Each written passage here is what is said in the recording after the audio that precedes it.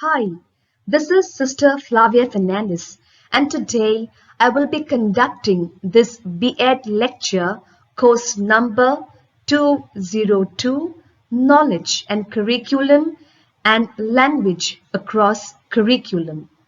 So before I start, I would like you to observe the following images. Think of a striking adjective. Look at the first image. What comes to your mind by seeing this image? We can think of flexibility. The next two images, the students are engaged in some activity. The third one, look at this. The family is cheering, so we can say they are motivating the boy. And the last one, you can see over there, the children are cleaning the place. So they are developing social awareness. So these principles are very important in life. So today we shall study about these principles which are also used in the curriculum development in B.ed course 202 subtopic 2.2, the principles of curriculum development. The objective of the lecture. In this lecture, we shall be studying about the meaning of curriculum development and the principles of curriculum development. First, let us understand the meaning of curriculum development. Curriculum development is defined as planned, purposeful, progressive, and systematic process in order to create positive improvements in the educational system. So, the development of an effective curriculum is multi-step, ongoing, cyclical process. The process progresses from evaluating the existing program to implementing a new program and back to evaluating the revised program. Let's have a look at this diagram. First, it involves evaluating the existing program, then again replanning a new program, and back again revising the new program. The definition of curriculum development. Rogers and Taylor define curriculum development describes all the ways in which training or teaching organizations plans and guides learning. This learning can take place in groups or with individual learners. It is central to the teaching and learning process. Now let's move on with the principles of curriculum development. Different educationists have expressed their own views about the fundamental principles of curriculum, the difference being created by their different philosophies of education. The first principle of curriculum development is the principle of student-centeredness. Students learn from experience and activities. Curriculum should fulfill the needs of the students and maintain their motivation for learning. The educational activities should be meaningfully appropriate for the pupils for their all-round development. Curriculum should be according to the needs, interests, capabilities, capacities, aptitudes, attitudes, and abilities of the pupils. The second principle is the principle of activity.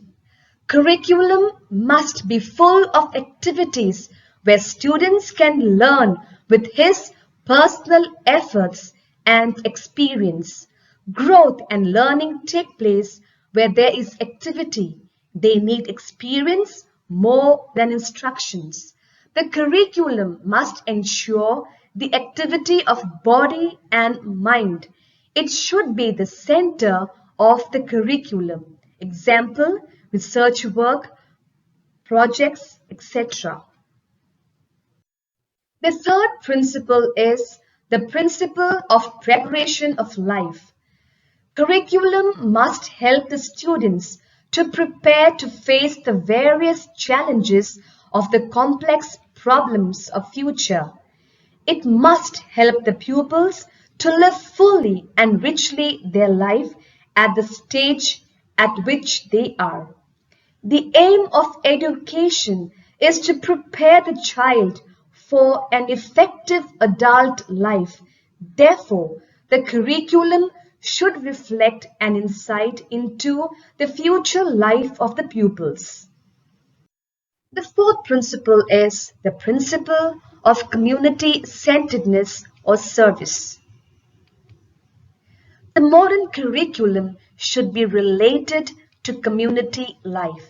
Curriculum should reflect the values of democracy, ethos, and main concerns of the country, state, and the local community or society. The curriculum should be so designed as to enhance the optimum use of community resources for the development of education and the vice versa. The needs and conditions of the community should determine the nature and content of curriculum. The fifth principle is the principle of integration. Curriculum should integrate the activities and needs of the 21st century for the all-round development of the students. By integration is meant not only the integration of subjects. What is required is the integration of the pupils' needs on the one hand and the needs of the democratic society on the other. The knowledge and experience, objectives and content, students' activities and needs of the society should be integrated. The sixth principle is conservative principle. Curriculum should preserve and transmit the traditions and culture of human race.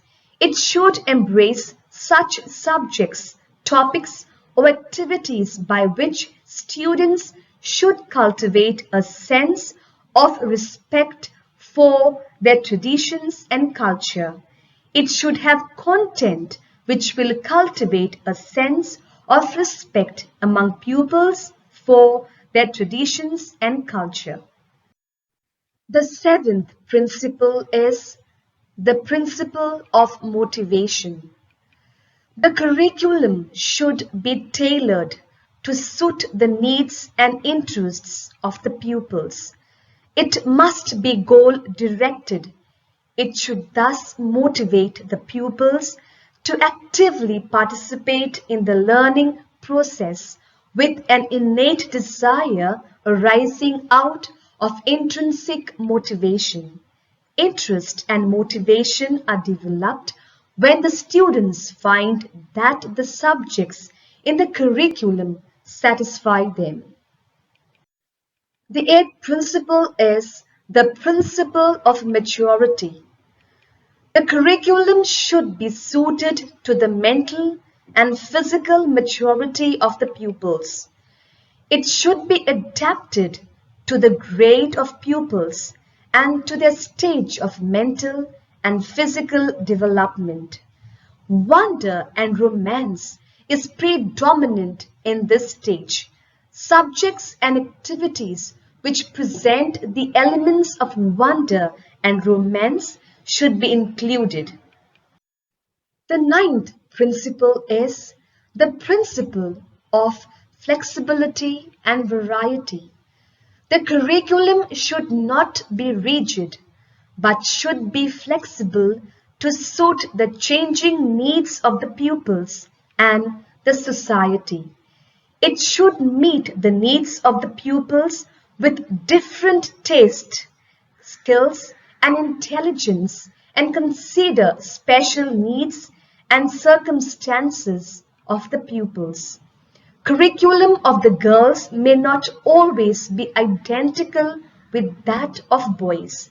In general, the curriculum of the rural and urban school will be the same, but there might be a variation according to specific needs of locality. The 10th principle is the principle of comprehensiveness and balance. Curriculum should be framed in such a way, keeping in mind all the aspects of life, that is, economic, relationships, social activities, occupations, and spiritual life should be given due emphasis. There must be balance between subjects and activities, between academic and vocational education, between compulsory and optional subjects, between formal and informal education, between individual and social aims of education, etc. Curriculum should maintain proper balance between the direct and indirect experiences. The 11th principle is the principle of loyalties. Curriculum should be planned in such a manner that it teaches the pupils a true sense of loyalty to the family, the school, the community, the town, the state, the country, and the world at large. The 12th principle is the principle of leisure. The curriculum should prepare the pupil for the use of leisure time. Example, music, sports, fine arts, etc. If leisure spent in wrong way, it not only affects the individual but also nation as a whole. So curriculum should prepare individual to use effectively their leisure time. The 13th principle is the principle of correlation. Various subjects in the curriculum should be properly coordinated, and every subject must have some relation with other subjects, which should be felt by teachers and pupils. The 14th principle is the principle of values. In the emerging society, a number of desirable values are to be inculcated in our children. So modern curriculum should provide for inculcating values of social, moral, spiritual, democratic, and aesthetic.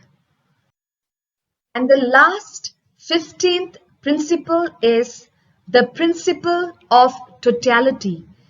The Secondary Education Commission has also highlighted this principle by suggesting that there must be totality of learning experiences that are given to the pupils through the manifold activities in the classroom and available in the library, laboratory, workshop, playground, and informal contacts between teachers. In this way, the entire life of the school becomes the curriculum that can touch the lives of the students at all points. Conclusion. Curriculum is therefore very comprehensive in its scope. It touches all aspects of the life of the pupil, the needs and interests of pupils, environment which should be educationally congenial to them, ways and manners in which their interests can be handled and warmed up, the procedures and approaches which cause effective learning among them. Let's answer the following questions. Name the 15 principles of curriculum development. The first principle is the principle of student-centeredness. Second, principle of activity. 3. Principle of life. 4. Principle of community service. 5. Principle of integration. 6. Conservative principle. 7. Principle of motivation. 8. Principle of maturity. 9. Principle of flexibility and variety. 10. Principle of comprehensiveness. 11. Principle of loyalty. 12. Principle of leisure. 13. Principle of correlation. 14. Principle of values. And 15, the last one, is the principle of totality. The second question. Think about this question in your mind. Why these principles are important for framing the curriculum. Hope you enjoyed this lecture. Thank you for your participation and cooperation. God bless you all.